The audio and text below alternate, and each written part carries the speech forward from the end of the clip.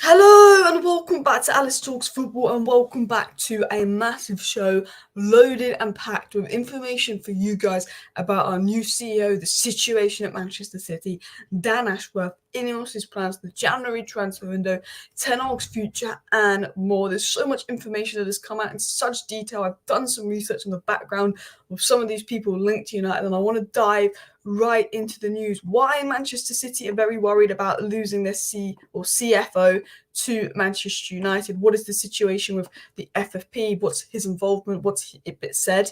The Dan Ashworth massive boost. Some big moves with Paul Mitchell-Blanc. A lot of people are saying, well, if he's CEO, what is Blanc? Well, I'll sum that up for you. There's 2 seats on the Manchester United board, and INEOS can only sit. So INEOS have only got 2 seats on the United board, Ratcliffe, Brailsford, and then their second seat. Well, Ratcliffe's already got 1, but Ratcliffe gets 2 other seats on the board, and he wants that to be Brailsford and Blanc. And if Blanc is on the board, he has more power than being CEO. So the reason that Blanc is not Man United CEO is because INEOS only get 2 seats on the board. They want to put Brailsford and Blanc on the board because then Blanc could be super involved if he's on the board, and then Omar will come in as the CEO. You can't be a board member and the CEO of the club at the same time. Just to clarify that, we will dive into more detail and information on that, and if that's good, if that's bad, in a second, people. But we've got loads to get into. I want to dive right into the news and all of the information coming out, but I do want to apologise. I did my live stream yesterday as soon as the news broke, and I referred to him as Man City CEO. He was Man City CFO.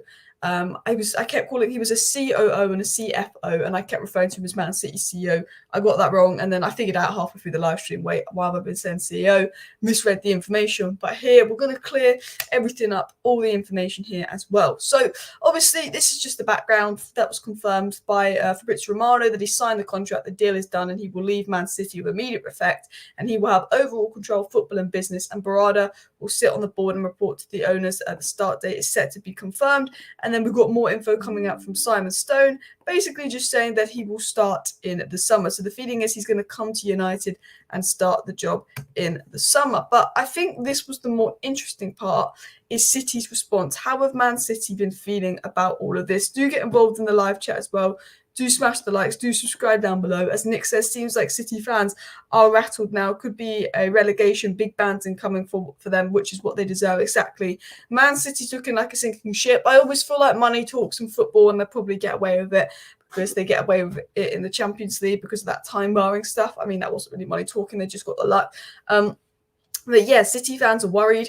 People are jumping ship out of City, leaving them. That they could be getting relegated. They haven't got time barring on the Premier League thing, and it's like all the other clubs that have been accused of things will just get the documents out, bish bash bosh, go through it, and then they'll either be punished or they will prove their innocence. Manchester City are like holding off, doing everything they can. It's like the way Man City have even responded to this whole thing of hiding, lawyering up, just shows that they're so guilty. Like everybody knows it. Man City can't even fill their stadium, but all of a sudden they can make more money than Man United, Real Madrid, and Barcelona from commercial and sponsorships within 2 years of new ownership. I mean, I don't know if they'll be punished, but potentially. But this is what Man City journalists and former employees have said about, obviously, Man United signing Omar Berrada as well. And it was said by Sam Lee, who's one of Man City's most credible and liked journalists on Omar Berrada leaving the club. He says, this is a pretty big loss for Manchester City and a huge, huge shock, of course. I think everybody assumed he'd replace Tixi Bergenstein one day. Now, Tixi is like the man behind Man City's success. He is the guy that Pep praises for his success at Manchester City, and Omar Berrada was seen as one of the only people capable of replacing him, and he has gone to Manchester United. Another former Man City employee said this: Omar has been at City even before Ferenc Serrano and Tixi Bergenstein landed there. But if before yesterday you asked me if anyone at the club had the capacity to potentially replace them, Berrada would have been the answer. So you've got Man City employees, really reliable Man City journalists saying, this is the guy that Man City would want to replace their current people. He's one of the only people capable in the world that could do this job. And Manchester City have won the treble. They've won 5 titles in 10 years. They are the best run club in the Premier League. And this guy is seen as sort of being one of those guys that can do that, a key to that as well. And it's interesting, but Man City fans seem very, very, very worried. Man City journalists, Man City themselves, it's been reported, and there was leaks coming out that Man City themselves are not happy that he's jumped ship to join United. Man City are worried, the owners are worried. Like, people don't realize that there apparently is reportedly, it wasn't really from like a report, it was more a Twitter account, so I need to check this info. But apparently those inside Man City, apparently, pinch of salt, apparently, very worried, very, very worried, very frustrated that he's gone to United. This is a big loss for them. This is a big thing for them. And I believe that is somewhat true, because you see reports coming out from respected people saying how much of a big loss this is for us. We are going to talk about the FFP situation and his reported involvement, not being involved in that as well. But yeah, City aren't holding off. It's up to the defence to prove our guilt. Red Cartel Media feeding you all what you want to hear. I mean, look, I don't know all the ins and outs of the City thing, but I think the way City have presented themselves, I think they look a bit guilty. But you never know, you never know. But I want to get more into sort of info and sort of stuff that's been discussed. So it's also been said that Omar Berrada's move to Manchester United has been described as potential game changers from United's perspective by multiple insiders. And obviously Manchester City sources have described this as a massive, massive loss. This is one of the only guys capable of replacing Tixi. It's also been said that Omar Berrada will start be Man United CEO in the summer, and Pete Hall has confirmed more big appointments are going to come. And we're going to dive right into the Dan Ashworth news, the Paul Mitchell news, lots of information to get into. But what I think is particularly interesting and relating to obviously what we've been saying is it was said here that Omar Berrada did not play any role in sponsorships and salary deals that have led to Man City being charged with 115 alleged rule breaches by the Premier League. So the Times Sport, who are very, very credible, Times, they're not the Sun, they're not the Mirror, they are pretty credible, are saying he's got no involvement. Of course, if he was asked directly, he's going to say he's had no involvement. He's going to say this, he's going to say that. I'd assume INEOS would have had conversations with him and wouldn't appoint him if they felt that he had involvement in Man City's cheating scandals. I'd assume that if he was one that was involved in cheating, we wouldn't appoint him. You don't know, because you don't know, as I said. But I feel like you wouldn't employ someone if you think they were under some serious investigation. I do think maybe one of the reasons he was so happy to jump ship at City is because they're probably going to go down. But what I think is interesting, and what I kind of want to dive into in a little bit, is more about how United just got that deal done so quick. What really impressed me was just the speed and the efficiency in which Manchester United got that deal. Bish, bash, bosh, done. Signed him. Done. Boom. Like, we weren't linked for him for ages. We've been linked to Paul Mitchell, we've been linked to Dan Ashworth. And I'd expect, Romana to say Man United closing on Dan Ashworth and have a week of stories saying we're really close to Dan Ashworth, and then I'll sign Dan Ashworth. We're linked to Hoyland for months, and then we had like 3 weeks where we knew we were signing Hoyland, but we're waiting for the bid. 3 weeks when we were linked to Anana, knew we were signing, we're waiting for the bid. We were linked to Mason Mount. And it's like, with this guy, we weren't linked to him. There was no news, there was no hype, there was nothing. And then David Ornstein just went, yeah, United to sign this guy. That is how Liverpool do business. That is how Manchester City do business. They don't tell the media what they're going to do. They go and do it, and David Ornstein can drop a bomb out of nowhere. Even Arsenal, with Jurgen Timber, David Ornstein dropped a bomb like that, and within 2 days it was done. With Man United, it gets dragged on for weeks, months. Frankie de Jong. But INEOS set a massive example to me by just getting it done. Like, I've been skeptical about INEOS, the 25%, the Glazers still being here. And I've said actions speak louder than words. INEOS is saying a lot of words to the positive, but I need to see action from INEOS. And I think this was a very good first example from INEOS of, we're going to swoop in, we're going to get a deal done, bosh. We're going to literally take someone from our rivals and just tell the world that it's done. We're not going to tell the media what we're going to do. We're not going to leak all these reports. We're just going to go in, we're going to get them, then we're going to announce them. No faffing, no media hissy. And I have to say, that for me was a good first impression, because as I said, I'm still skeptical about what INEOS can do with the Glazers in charge and all of that. But I did think that was interesting as well. Berrada was also at Barcelona during the whole refereeing scandal. If he isn't going down with City, he could go down with Barcelona. We do have to keep an eye on things. Barcelona and Man City, the two dodgiest clubs, and Berrada's been at both. But what you can say is, if Ten Hag was sacked tomorrow and they said we could bring in Pep Guardiola, would you bring in Pep Guardiola? Yes. Yes, he's been at City. Yes, he's been at Barcelona. Yes, he's been at these dodgy clubs. But we'd bring in Pep Guardiola because he's Pep Guardiola if Ten Hag was sacked. We're bringing Omar Berrada because he's Omar Berrada if Richard Arnold goes, and Richard Arnold has gone. Because while they're involved at those clubs, we don't know if those were the ones necessarily involved in the cheating, or whether it was more so the higher power. Is sort of the way that I look at it as well. So yeah, diving into more information as well. We should give them Richard Arnold in exchange for Omar Berrada. Yeah, imagine Man City employing Richard Arnold as well.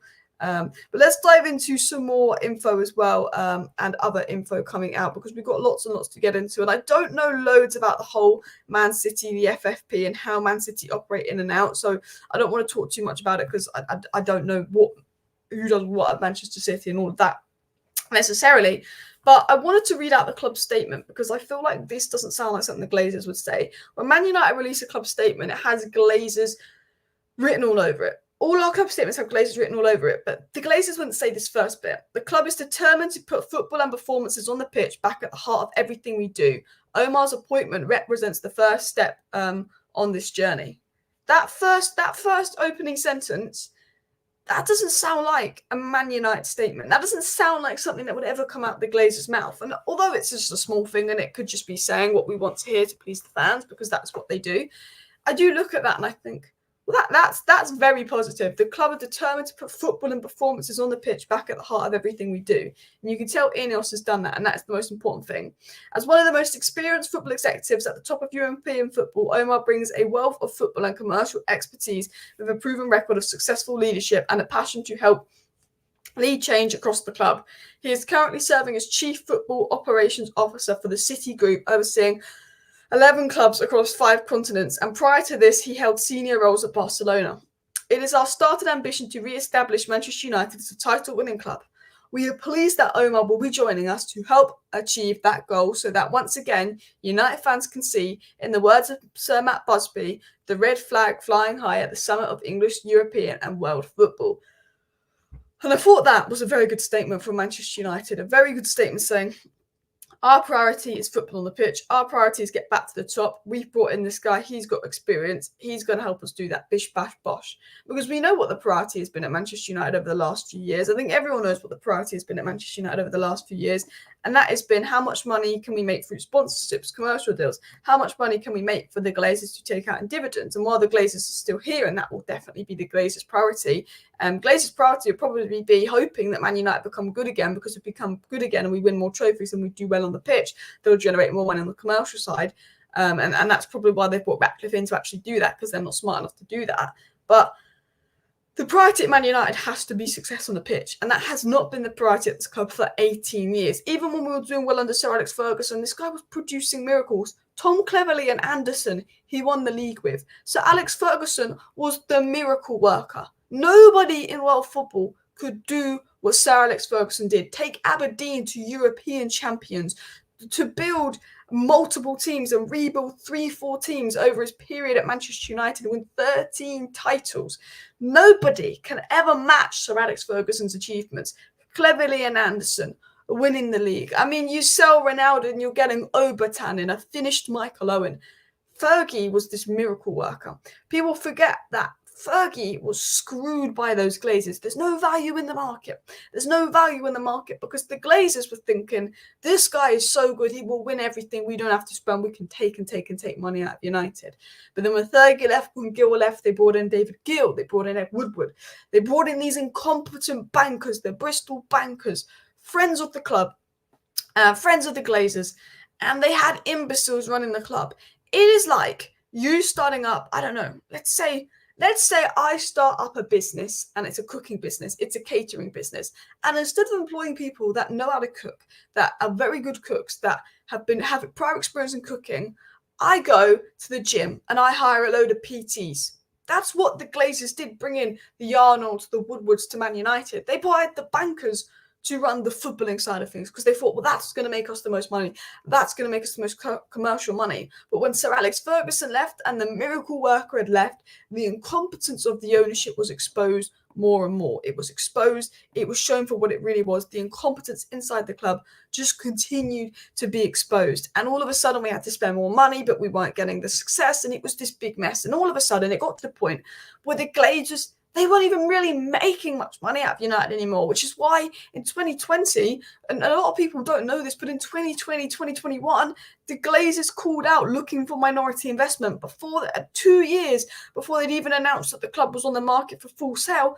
They were looking for investment in 2020 because they'd run the club so badly that they were not making the money at United, and any money that was made would now have to go into the stadium because they decided not to upgrade or touch the facilities in 18 years. The Glazers were at this sort of dead standstill that they needed minority investment, but they didn't get that. So then they have this full sale facade. They got Qatar in, they played around with Qatar, and ultimately that was used as the trigger to get Ratcliffe in to go and buy 25% of the club, enable them to stay longer. But now they're thinking, well, Ratcliffe's going to enable us to stay longer, give us $1 billion so we can stay longer. But he's going to invest 300 million of his own money in the stadium, the facilities, and the squad. And he's going to bring in the people to get Man United good on the pitch again. So if Man United are good on the pitch again, we're going to make even more money, and we're going to be able to take out loads and loads of money out of United. That is the Glazers game. That is the Glazers game. And I think people need to remember that. But I do want to dive into a lot of information. But I do think the statement talking about success on the pitch being the new priority of Manchester United and what they want to do is a massive start. And I think that is what they want to do. I think even the Glazers deep down want success on the football pitch because they might have realised in their business brains that they'll make more money out of United if we're actually good on the pitch. I feel like they forget that. They forget that. You will make more money out of United if we are good on the pitch. But I want to talk about Omar Berrada. I want to talk about the new Manchester United CEO, who he is and why he's so highly regarded. And I actually want to share my tweet with you, which I did a lot of research on this guy last night, more so on the footballing side than the business side, because I think we don't really care about the business side of things. We care about the footballing side. And I want to dive into this information here, who our new CEO is and why he could be so good as well. Man United released a statement that we actually respect as well. Yeah, crazy stuff as well. And yeah, let me dive into this info for you guys. Because I think this was quite a detailed, good tweet I did. So I said, why the new Man United CEO Omar Berrada is so highly rated? As City's chief operating officer for 4 years, he oversaw all aspects of the club's operations. His success in enhancing the footballing side, securing key targets, and altering City's reputation in the transfer market led to his promotion as the CFO of the entire City football group. So he was so good at his job when he worked at Man City between 2016 and 2020 as the chief operating officer that they promoted him to be the CFO of the whole of the City group. He was that highly regarded. He was that good at City. He was that important to them. Now, obviously, Tixie and other people had a bigger say in Man City recruitment and all of that, but he did have a say in wage structure recruitment and the financial demands. And here's just a few things that he was involved in. He deemed Maguire too expensive and decided to wait a year to get Diaz to replace Company. He said, no, Maguire, I know we need a centre-back, I know we need a Company replacement, but Maguire is not worth that. He wasn't convinced that Jorginho was 100% worth it, so waited a year to sign Rodri. He was key in the signing of getting Erling Haaland in, who should have basically won the awards that Messi won this year. Unbelievable signing. And he passed on the likes of Alexis Sanchez over worries over wage demands. This is just a few things he'd done in regards to sort of transfers and ideas. Obviously, he doesn't completely oversee transfers. That's Tixie's job. But he has a say. He has a role. It was also said, what is his role at Man City? He was a key figure in terms of strategic planning and pulling transfers together with Tixie. At City, Berrada was said to strategically plan 4 years ahead, forecasting player departures, budgeting for revenue growth, and overseeing capital spending like the stadium development. He was key in the decision to appoint Pep Guardiola alongside others. He worked closely with the director of football at City when it comes to squad planning, but also keeping transfers and wages within budget. Manchester City's director of football recruits and looks at the players, but he looks at these players and makes sure they fit within budget. Man City's director of football says, we want Maguire. He looks at the price tag of Maguire and says, nah, that ain't in the budget. So if Anthony, for example, if Ten Hag was like, I want 85 million on Anthony, he'd be telling Ten Hag to absolutely F off. You are not spending 85 million on Anthony. It's what he'd say to Ten Hag. He makes sure that City does not overspend and keeps within budget, and this has helped City be strong at doing deals in the transfer market. Manchester City are now one of the clubs that sell the best, but also buy the best. And, people know City have a lot of money and they could take advantage of City in the transfer market. But when they started going, 70 million for Maguire, City walk away. When they started going 40, 50 million for Jorginho, City walk away. And he was key to that.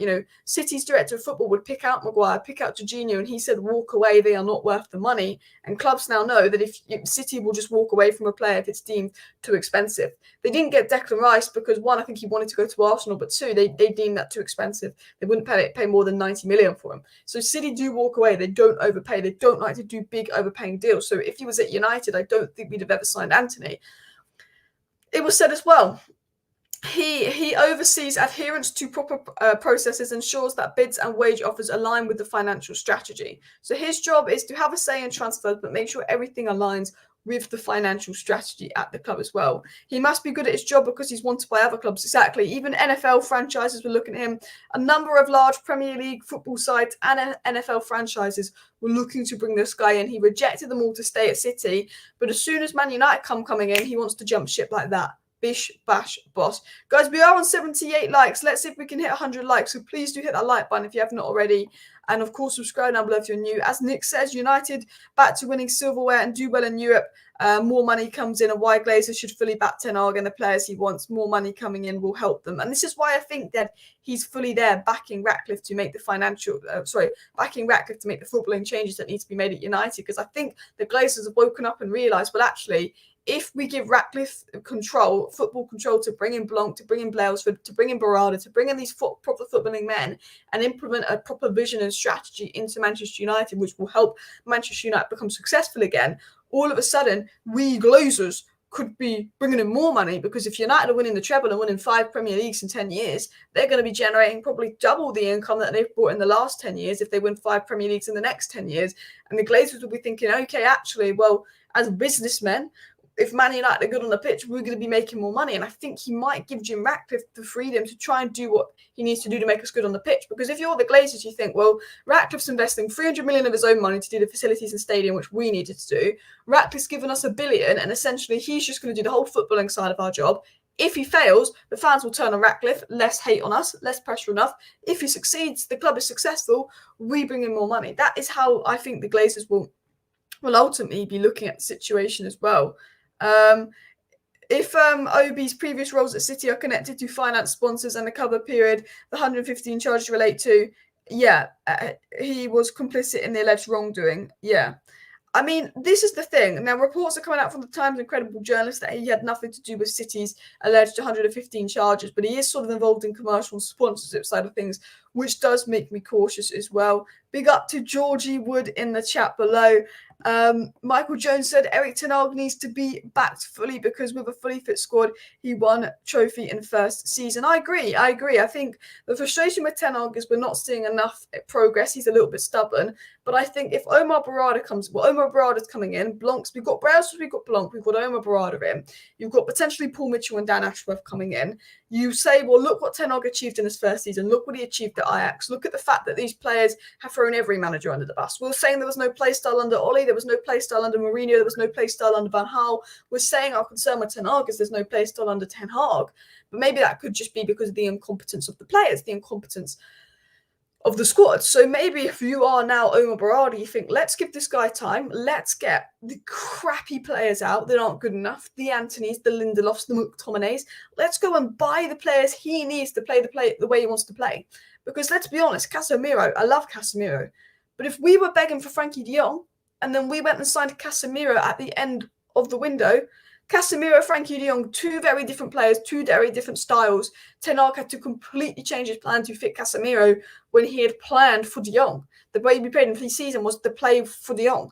And we never got a player that's like de Jong. We've never got a player that mirrors de Jong. Kobbie Mainoo coming through is probably the closest now. But that's an 18-year-old. Madness. But if you look at it, he will probably say with Ten Hag and Manchester United and what needs to happen, let's give Ten Hag. He either will sack Ten Hag because some of the things that I'd read makes me think that he might get rid of Ten Hag because him, Blanc and Brailsford might come up with a vision and the way they want United to play, and they might not deem Ten Hag as the best manager to do that if someone good is on the market, like their sporting manager. Or he keeps Ten Hag and goes, right, Now Ten Hag's got a proper football structure around him. At Ajax, he had a proper football structure around him. He's now got Dan Ashworth. He's now got Paul Mitchell. He's now got Omar Berrada. He's now got all these people around him. Let's back him. Let's talk to him. Let's discover the identity, the way we want to play. Let's get rid of those awful players. Let's bring in those good players. Let's give this guy time, because Man United sack a manager every 2 years and it goes wrong. Let's get the players out first. There's different ways that whole situation could be approached with Ten Hag in his future as well. The squad is of other managers, not Ten Hag's squad. I agree. And I think even some of the players that Ten Hag signed, I think, why did Ten Hag sign these players? You know, I love Casemiro, but if you want a Frankie de Jong, why are you getting a completely different player in Casemiro? There's always that kind of sort of area for concern there as well. Now, I actually want to dive into a few other things that were said about Berrada, which I think you guys are going to find quite interesting. And this is one of them here, and I'll just get this up here. And this is sort of Berrada talking about Manchester City's business, Manchester City's approach to the transfer market. David said, I worry for Ten Hag. Can't see INEOS keeping him. Hope they do give him a year, though. I think it depends between what happens between now and the end of the season. I think if we see no progress or development, he'll be gone. I think if we end the season quite well, he potentially will stay.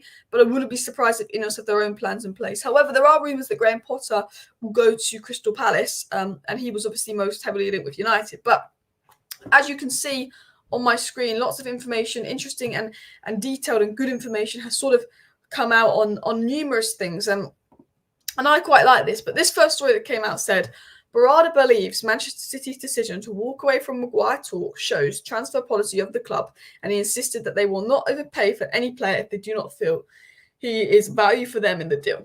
I wanted to get this up because you look at Manchester United, you look at everything we've done, you look at everything that's wrong with this club. 85 million, Anthony. 60 million Mount, 1 year left on his contract. You look at the just pure overspend payments. 50 million for Wan-Bissaka, 80 million for Harry Maguire, 60 plus million for a 30-year-old Casemiro. You look at the money we spent, 72 million Rasmus Højlund. You look at the money we spent on players, and you look at how actually, if we didn't overspend on just 3 or 4 of the players I've named, we could have had 4 or 5 other players coming in who could make the squad in a much better position.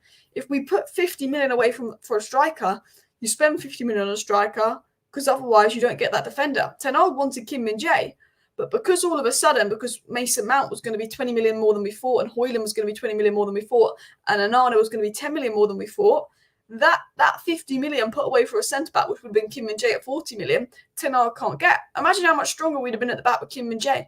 Look how good he has been at Manchester City. And not Manchester City, Bayern Munich. But Manchester City will look at this and go, we've got 50 million for a centre-back, we've got 50 million for a midfielder, we've got 50 million for a winger. If they're too expensive, we won't get them because then we're going to lose out on a key position. How many transfer windows has Man United gone into where we've needed a right winger, DM and a centre-back, and we'll get the right winger, centre-back, and then we'll go and get a striker, and we never get that DM? Or like the window we got Ronaldo when we should have probably got a DM. This summer, United needed a centre-back, and they went and got the goalkeeper, the striker, and a midfielder. But it wasn't the right profile midfielder. Cool, we needed a striker. I understand needing a goalkeeper, but we overspent on those positions, so we couldn't get the centre-back. So Ten Hag was a centre-back short. We've had all these centre-back injury issues. You look at the situation at United. You look at how things unfold. At Man City, he wouldn't let that happen. He wouldn't let United. If he was at United, he wouldn't have let us spend 85 million on Anthony. He'd have said, save that money for someone like Harry Kane. He'd have probably said, let's trigger Elise's 35 million release clause, and we'd have signed Elise, and we'd have 50 million left in the budget to go out and invest in maybe a Frankie de Jong replacement that window. This summer, he wouldn't have allowed us to overspend on Mason Mount. He probably would have looked at an Orkun Koku, someone like an Enzo Lafay, maybe someone different out there, and then actually gone, you know what? Now we've got the 40 million to spend on Kim Min-jae. That's what they did with Maguire. They had 60 million put away for a centre-back. And the minute Maguire went over 60 million, they thought no. Ideally, they valued Maguire at 50 million, but they had 60 million put away for a company replacement that then went on Ruben Diaz. But the minute Leicester was saying 70, 80 million for Maguire, they walked away because they knew that they wouldn't be able to get other targets, and that would take out their budget. And I think that's something that United need to do. And I think that's something that United should 100% take notes from, and something we won't. Buy players quickly, then they're cheaper as well. And that's 100% a solid point. Another big thing that Man United done, another stupid thing Man United done, is Anthony, Ajax say you can get for 45 million. Martinez, Ajax say you can get him for 35 million. Man United then faff around, get them in July, August. Martinez is 10 million more. Anthony's 40 million more. All of a sudden, United spent 50 million more on those two players because they're waiting around faffing, spending all their time on De Jong that never wanted to come and absolutely embarrassing themselves. That is what Manchester United have done. And it is absolutely embarrassing when you look at it. Absolutely embarrassing. Alice, stop waving your hands around. I don't know why I wave my hands around. I just do. I try not to. I try not to speak fast. And I try not to wave my hands around. And I still do it. I try. I just still do it. It's so ingrained in me as well. Guardiola managing United with the Glazers still in control would not bring United near the Fergie period. 100% agree. This is why I've always said I'm more focused on changing the people at the top of the club before I am on changing Ten Hag, because I think you can sack Ten Hag and you can have another manager. But if we keep sacking managers every 2 years, which is what we do, ultimately we're just going to be in the same position. Good promising season, crap transfer window, following season's crap disappointing sack a manager. Bring in a new manager, back him. Second season's normally good, but the case of Ten Hag was the first season. Then after, as soon as our new manager has a good season, the following season have a bad season. Mourinho had a really good season second, following season he got sacked. Oli had a really good season second, following season he got sacked. Ten Hag had a really good season last season, this season he might get sacked. Every single time our manager has a really good season and achieves what we want, they get sacked the following season because the Glazers are thinking, well, they've had a good season, they're in the top four, the squad's good enough, we're not going to back them properly, adios. And hopefully INEOS will realise this is a project you need to consistently invest in that as well. There'll be no incoming players this window, the season is over, all focus will be on the summer after board is sorted. That's what I believe. There might be a cheap loan deal for a striker. Do not rule out a striker coming in on loan because Martial may need to undergo surgery. If anything's going to happen, it's just going to be a cheap striker on loan. Nothing else is going to happen as well. Lots of outgoings, lots of players will be kicked out because of poor performance and attitude, and that probably needs to happen. I agree with that as well. And now we just need Glazers out, new stadium, new manager, whole new team. Well, for me, priority would be Glazers out, followed by transforming the whole board, which is what we're doing, which would then be transforming the whole team, building the new stadium, and then getting the manager out. I think ultimately, if Ten Hag is playing awfully between now and the end of the season, he might need to go. But I would rather just give a manager time, back him, and do the changes that need to be made before you get rid of the manager, because I think there's so much at this club that should be done before we sack another manager. I really, really do. The squad is not good enough. The board is not good enough. The ownership's not good enough. The stadium's not good enough. Then we can think about the manager. Because at the end of the day, if our squad is crap, and it is crap, what do you expect the manager to do? And you can say, look, that's Ten Hag's fault. He wanted Anthony. He wanted Mount. He wanted this player. He wanted that player. I mean, I don't think Mount is crap. I think the Mount will be good for United. But ultimately, if we'd had the proper people at the club, like Omar Berrada, who we've just signed, we wouldn't be spending 85 million on Anthony. We would have got maybe Elise, and then maybe that 50 million left over would have been on a Frankie de Jong replacement, or could have gone on Kim Min-jae. Now, I want to give you a little bit of detail about Omar Berrada, a little bit about who he is and sort of what he's done and all of that in just a second. A little bit of a quick overview. As I said, there's quite a lot of info to get through in today's video live stream. I did a live stream. I was going to do a video, but I thought I would just the video will be like half an hour long. So I thought I'll do a live stream because then I can talk to you guys, get your opinions on everything as well. But as you can see, this is kind of a CV.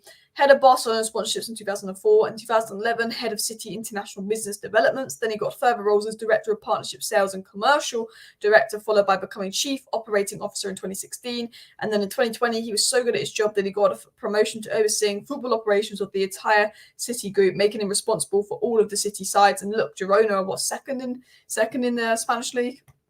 Says a lot, doesn't it? And this saw him tasked with overseeing talent management, performance services, and football intelligence. And because he did so well on the footballing side of his job, even though it's in a bit of a business role at City, that's why he got promoted as well. But I just wanted to dive into a few tweets, interesting info that had come out, interesting things that have sort of been shown around United. And that is that we've gone from Richard Arnold, this accountant businessman with no football experience, to Omar Berrada, who was the Chief Operating Officer at the City Group, overseeing 11 clubs across 5 continents and holds senior roles at Barcelona. Like, that is, as I said in my last live stream, Susan Boyle, Margot Robbie. That is that kind of upgrade. Susan Boyle, Margot Robbie. That is the kind of upgrade. And Phil said something here that I thought was very encouraging. He said, it's extremely encouraging United's new CEO isn't someone who is an accountant, mates of an accountant, or someone who is incentivized solely to accomplish financial success above all else. It's an indication of the changing priorities at United and how success will be determined in the future. Everything is derivative from the top down. The culture at United can only be changed when the priorities of the club change. If you want sporting success, then you have a very clear incentive and consequence structures that prioritizes that first principle. What he is saying essentially is Man United brought someone in that isn't friends with the Glazers, that isn't in the Bristol Bankers Club with Woodward and Arnold. They brought someone in that is a football person with football experience that has got the job because they will be good at the job, but someone that actually shows the priority for footballing success. They brought someone in that shows their priority and focus on bringing footballing success to the club. You saw the statement announcing him coming in, saying that, we need to get United back to the top, talking about how performances on the pitch will become this new priority. And once Manchester United set up this vision, which we have not had in the club for 18 years, where all of a sudden they have this vision, everyone in the club is aligned with this clear identity of we need to be back winning silverware, we need to be back challenging for the title. And that vision is implemented at the top by bringing in the likes of Omar Berrada, bringing in people. When that vision is implemented at the top of the club, that will slowly creep down to the bottom of the club. And maybe the culture within the dressing room, those within United, will just become less negative and more positive. And I think this was a very, very good point from Phil. But I do want to dive into a little bit more news, a little bit more information that has come out as well. But yeah, for all the breaking news, do check out Alice Talks Football. Yeah, guys, look, if you are new and you're not already subscribed to the channel, please do subscribe down below. I go live every single evening on the channel. At the moment, I'm just doing day lives because it's the weekends. At the weekends, I normally do a live stream around 11:30 midday, but on the weekdays, I normally do a live stream about 6 p.m. So do subscribe down below if you're new, if you want to stay up to date with all the latest Manchester United news, takeover news, transfer news, updates, and more. We've also got a video of Omar Berrada's quotes that came out last night, so definitely go check that out. There's things that he said about owning Manchester City, being involved in the City Group and more. Some really interesting stuff that came out from that. But I do want to dive into this, and this is sort of news and updates on Dan Ashworth and all things going on here as well. Barcelona is known to be shambles of how it was run and broke now. Man City have 115 charges hanging over the head. Really good appointment. Look, I'm trying to be positive. Who had the most success between 2000 and 2011 when he was at Barcelona? When he was at Barcelona, they were the most successful club in the world. Since he's gone to Manchester City, they've been the most successful club in the world. I look at it like that. I'm looking at it at football success point. He was at the two most successful football clubs in the world in his periods there as well. Anyway, let's go in. Dan Ashworth is top choice for Manchester United sporting director role, and Paul Mitchell is top choice for head of recruitment. INEOS lead recommendations to the board. There'll be more appointments to come. First, the man upset the Muppeteers. But what's been said is now that Blanc has got a seat on the board, Brailsford's got a seat on the board. You've got, of course, Omar Berrada coming in as CEO. Now United are going to go for Dan Ashworth, and this is a big boost. This is a big statement. Because if you can steal someone from the City Group that is highly regarded, the club that is the most successful right now, that's a statement of, yes, City's a sinking ship, but he rejected other clubs recently to stay at City. He clearly believes there's something exciting in this INEOS project. Brailsford has a good relationship with Dan Ashworth. If we can steal someone from the best club in the world right now, we can also steal Dan Ashworth from the richest club in the world right now. I think that is a statement to say, look, we can get Omar Berrada, we can go in and get Dan Ashworth. And it has been said that Manchester United are going to go in for Dan Ashworth at the end of the January window. They wanted to get their CEO first. They want to get their CEO and make sure that he might align with Dan Ashworth's vision. But I wouldn't be surprised if in a few days we get some news breaking on Dan Ashworth. I wouldn't be surprised. United are going to focus on him now. But you've got to remember, if we can get Omar Berrada, I never thought we'd be able to get Dan Ashworth. I never thought we'd be able to get Dan Ashworth. But there's a lot of boost suggestions that we will be able to convince him to leave Newcastle to join United. We will pay what it takes. There's a lot of suggestions that if we can get Omar Berrada, they could definitely get Dan Ashworth. And that is a statement from INEOS. That is a statement from INEOS saying, do not mess with us. Do not F with us. And the fact that Omar Berrada and Dan Ashworth, let's say we get Dan Ashworth, were reportedly interested and open to joining United. If Berrada and Dan Ashworth pop in and join Manchester United, that is a statement of they wouldn't have joined the club 2 years ago with the Glazers at the helm. They would have not touched the club. They wouldn't have gone near the club 2 years ago with the Glazers at the helm. But if they're open to joining Manchester United now INEOS have come in. That is them saying, as footballing people, we believe that this club is going somewhere. We believe that the club's vision is in the right place, strategy is in the right place, and we're going to get the freedom to bring United back to the top. Because Dan Ashworth turned down United a few years ago. Omar Berrada would have never gone near United 2 years ago. But that is a statement from INEOS, and that is a statement from us United fans to take positively. If these two people that wouldn't have come near United 2 years ago, it was reported that Dan Ashworth rejected United because he didn't want to work with the Glazers and Murta, are now open to working with Ratcliffe, that is a sign that the proper footballing people, the most expertise people in the footballing world, think that Ratcliffe's going to be a new era for United. It's going to be a new change. They're going to be able to do stuff. They're convinced by this Ratcliffe era. And I think that's a very, very promising message for Manchester United. I think that's a very, very positive thing. And I think that's a very, very positive boost among all things. And I think for me, the fact that people that had never gone to United a few years ago, all of a sudden open to come to United now, I feel like change is really happening. Potentially Dan Ashworth isn't done yet, but it was said by Fabrizio Romano that the new director of football is the real focus at the moment for INEOS. Dan Ashworth is who Man United want, and at the end of the winter window, INEOS will really go out there and try and make it happen. There's a feeling now that the CEO is in, there could be some big moves for Dan Ashworth heating up. It's said that Dave Brailsford is now the boss of INEOS Sport and he's in contact with everyone involved. Blanc and Brailsford are on the board. Omar Berrada is coming in. Paul Mitchell and Dan Ashworth are lined up next. That is some big changes coming in at United. And these people are already at clubs, big clubs. They'll leave those big clubs for United. It's even said that Man United believe that they will be able to get Dan Ashworth. I don't know if we will. I'm not saying we will. But I do think that is one massive positive as well.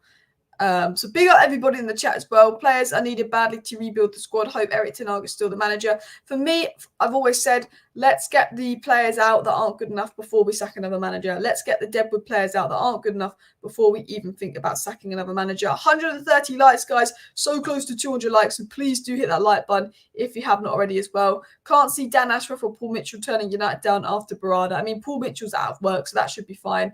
Dan Ashworth will be the difficult one, but that would be such good appointments. You've gone from Matt Judge, Darren Fletcher, Ed Woodward, John Murta, Richard Arnold, the Bristol Bankers Club, to then Blanc, Brailsford, Omar Berrada, Paul Mitchell, and of course Dan Ashworth.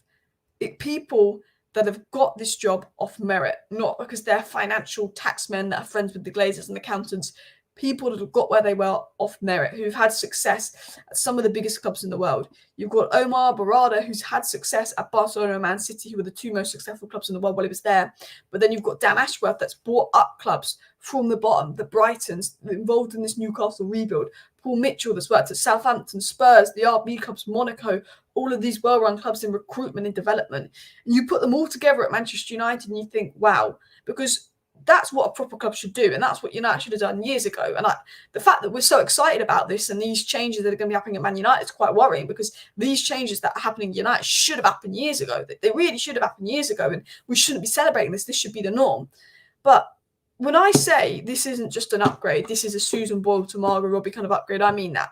I mean, it's not like Man United have a decent sporting director and a decent CEO in already, and they're just getting a better one in, and it's going to be a slight improvement. It's like, no, Man United have never had a proper sporting director. Man United have never had a proper CEO, and all of a sudden, we're not just bringing in a proper one that's good, we are bringing in the best of the best. That's what I mean. That is the statement for me. That is the exciting thing for me. They've never had a proper CEO. They've never had a proper director of football. They're not bringing in a proper one. They're bringing in the best of the best. They could just bring in a proper one, and all of a sudden we've got someone with footballing idea running the club. But no, they're going to bring in a proven one that is the best of the best. And there's a massive boost for Dan Ashworth coming out. And it's been said, like, expect it to be quiet and there'll be a Dan Ashworth announcement like that. There's a feeling that at end of January, we could have Dan Ashworth just out of nowhere. The fact that INEOS, we were not linked to Omar Berrada. We were not linked to him in the slightest. And out of nowhere, boom, it's announced. Out of nowhere, boom, Omar Berrada is announced. But we're not linked to him. INEOS just went, let's get the deal done and announce it. You know, for all we know, with United in the past, we have to be linked with someone for months and months and know we're signing them. We'd have Romano telling us for 2 weeks straight, yeah, United are close to signing that guy. They're going to put in a new bid soon. They're going to put in a new bid soon. United are close to signing this guy. They're going to put a new bid soon. How good is it to just turn up Twitter and be like, wait, what? What? We just brought someone in. Oh my God, he was at Man City. Whoa, we've actually brought someone in that we haven't been linked to, that I've not heard of, but wait, he's good. What's happening here? This isn't my club.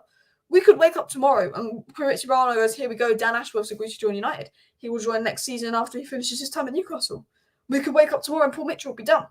We've been linked to Paul Mitchell and Dan Ashworth. We've been not linked to Omar Berrada, but I'd feel like under the Glazers, we'd be getting told by Romana for weeks and weeks and weeks that we were going to get Dan Ashworth, and then they'd announce it. Whereas now we're just hearing that United are going to pursue Dan Ashworth. We'll see.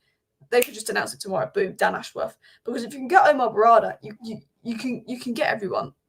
Massive statement as well. Guys, let's see if we can hit 200 likes. We've got over 400 people watching, so please do hit that like button if you have not already.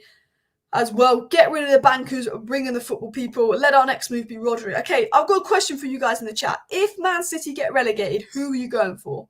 Rodri, I'd go for. I'd like John Stones. I'd like Haaland. Doku's all right. I mean, who would you get? See, I think Grealish, hear me out, would be a good signing for United. Hear me out, I do. But if Man City got relegated and we could sign one of their players, all in for Rodri. All in for Rodri as well. It's still a long road back. Other clubs better stand in FFP. We already have competent structures. Yeah, I want to reiterate this to people. Let's say we bring in this new structure and everything's done, but next season still doesn't go successfully. You can't take that out on the structure because it's going to take time. You can't take that out on the people we brought in because it's going to take time. It's going to take time. It could take 2-3 seasons to see the impact of the structure in place because of the situation United are in financially at FFP, because of how bad we've been run before. People don't realise that Man United are in a massive state. Man United have been run badly. Man United are in issues with FFP, which will not be Omar Berrada's fault, Dan Ashworth's fault, Paul Mitchell's fault, but it will mean the first 2 seasons they're at United, it will be very difficult because they're taking a club that is rock bottom, in the barrow, in the mud, one of the worst run clubs in football. So even if we're 7th in the league, we are one of the worst run clubs in football. We are like League 2 standard for being run. There's League 2 clubs run better than United. You've got to drag that out right at the bottom of the club to then make us good. And that, at a decent run club, these guys coming in could make changes pretty quickly. But at United, you've got to remember that it's going to take time because of how awful we are run as well. Hi, keep up the good work. David, South Africa. Good to see you starting to move in the right direction. Been a supporter since 1997. Big up, David. Big up everybody in the chat. I think most of us agreeing on Rodri. Haaland would be quite nice. Alvarez, De Bruyne as well. I think if I had to get one, it would be Rodri as well. Doku would be a good one as well. Rodri, Diaz, De Bruyne, Rodri. Bernardo Silva is a good one as well. All their salaries would be expensive. Rodri would be worth it. Rodri would be worth it. City relegation, swooping Rodri. If we have to sack Ten Hag, swooping Pep, bish, bash, bosh, would be amazing. Not going to happen, but yeah. United's midfield needs a rebuild. Defence needs a rebuild. We need a right winger. We might need another striker. We need a bit of everything. We need a bit of everything as well. Why would they need to sell players? Still got amazing facility staff and stadium. Well, if they got relegated, their players might be ambitious enough to want to leave. It was just a hypothetical. I'm not saying that City are going to have to sell players or all of this, all of that. It was more just hypothetical surrounding City as well. Rodri's unreal. He is it. Rodri has been City's best player the last 2 years in terms of importance. You see when he's out, they're in the mud. But anyway, listen, people, I'm going to wrap up today's live stream here. It has been live for 45 minutes. So please do smash the likes on the way out. Of course, subscribe down below if you're new. I'll be back tonight with a very interesting video at about 6:30 p.m. So make sure you subscribe for that. Back at 6:30 tonight after the Liverpool game. See you then. Bye.